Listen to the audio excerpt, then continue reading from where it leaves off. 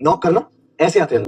ये मेरे कमरे में क्यों? में और भी बहुत सारे कमरे हैं ना, बाहर गेस्ट रूम में आप कहीं और एडजस्ट कीजिए, मेरे साथ नहीं रहेगी। आप लोगों को बहू मानना है तो मानिए, टैग की बहू होगी है, लेकिन मेरी पत्नी नहीं।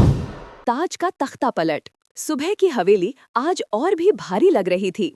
हर कोने में एक अजीब सी बेचैनी थी, जैसे दीवारें खुद कान लगाकर सुन रही हूँ कि अब आगे क्या होगा। दादी की वसीयत का दूसरा हिस्सा सामने आते ही पूरे परिवार के पैरों तले जमीन खिसक गई थी। अब तक जो वेद खुद को इस हवेली का उत्तराधिकारी समझ रहा था, वही अब दादी के दस्तकों से अपदस्थ कर दिया गया था, और उसकी जगह नाम था सरू। वेद उस कागज को बार बार देख रहा था, आंखों में अविश्वास, गुस्सा और अपमान का तूफान। ये नहीं हो सकता, दादी ने ऐसा कैसे कर दिया? वो गुस्से में दादी के कमरे में पहुंचता है। आपने मेरे साथ ये विश्वासघात किया है दादी।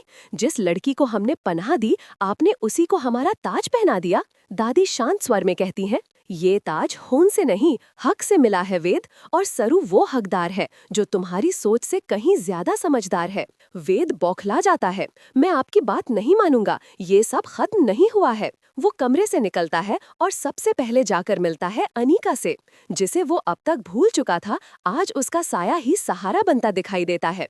अनीका मुस्कुराती है, तो अब जब घर ने तुम्हें ठुकरा दिया है तो मेरी जरूरत याद करने लगे? वेद कहता है, मुझे तुम्हारी जरूरत नहीं, तुम्हारे प्लान की जरूरत है।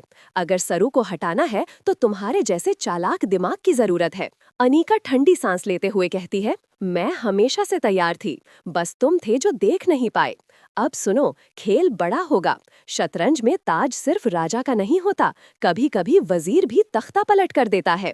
उधर सरू अब दादी की बातों से प्रेरित होकर पूरे घर को संभालने की कोशिश में जुटी है। वो घर के नौकरों से लेकर बुजुर्गों तक सबका हाल पूछती है, रसोई में जाकर सबका खाना देखती है, और धीरे धीरे उस हवेली की नई रानी बनने लगती है।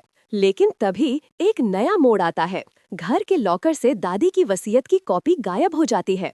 सिर्फ एक कॉपी बची थी, और वो भी अब नहीं रही।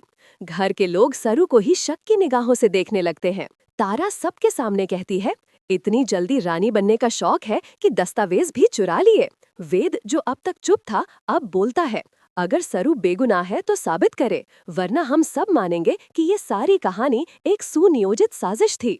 अब सरू को न सिर्फ रिश्तों की लड़ाई लड़नी है, बल्कि कानूनी सबूतों की जंग भी। क्या वो साबित कर पाएगी कि वो वसीयत सच थी, या वेद और अनीका का जाल उसे फंसा देगा? जानने के लिए देखिए भाग 5, सबूत या साजिश, जहां हर कोई एक दूसरे पर शक करेगा और एक पुराना दुश्मन अचानक वापसी करेगा, जिसकी एंट्री सब कुछ बदल देगी। वीडियो को लाइक करें, शेयर करें, और अगले बड़े खुलासे के लिए चैनल को सब्सक्राइब जरूर करें।